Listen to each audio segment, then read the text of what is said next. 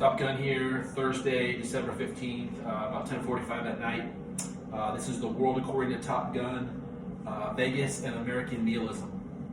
So it's my last night in Vegas, and while I always have a great time while I'm here, after about 10 days, I'm thoroughly exhausted and I'm ready to go home.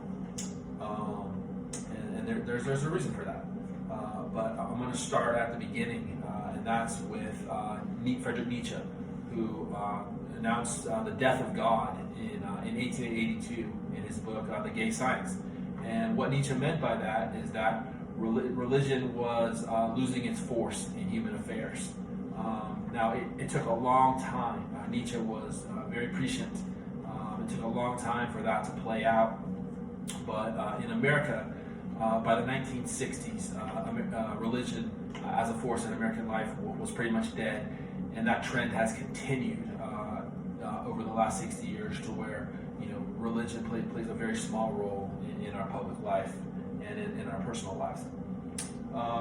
So what Nietzsche argued was that the result of the death of God and the lack of belief in religion would be nihilism, which is the absence of moral values, the absence of meaning. And he said this would be a horrible thing, and that we needed to come up with a replacement for religion, a new moral code. Now, the code that America lived by. What was really the religion of economic growth, right? So, Calvin Coolidge famously said in the 1920s, the business of America is business. America is a commercial society, and it always has been.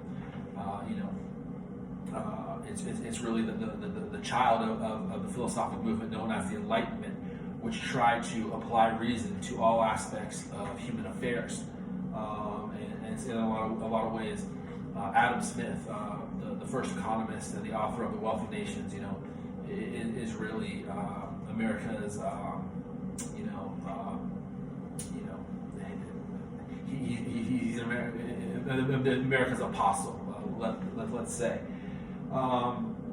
And so, where I come from in the Silicon Valley, this ethos of economics and business still holds sway, and to take a special form known as technotopianism, where the idea that continuous technological progress, innovation will propel endless economic growth, and that gives meanings to people's lives. We have entrepreneurs that are constantly creating new technologies, developing new apps, Uber, Airbnb, Facebook, Google, Apple, et cetera, et cetera. So that's the ethos of the Silicon Valley, and it still holds sway, where people are, we got engineers, we got computer scientists, we have MBAs, but in Vegas, while that ethos has some sway, I think that the more dominant philosophy is hedonism. And this is the idea. This is the philosophy that you should just do whatever you want to do. Whatever feels good. You want to have sex, have sex. You want to gamble, gamble. You look out for number one and you do what you want to do. And I think Vegas is in a lot of ways the culmination of the death of God,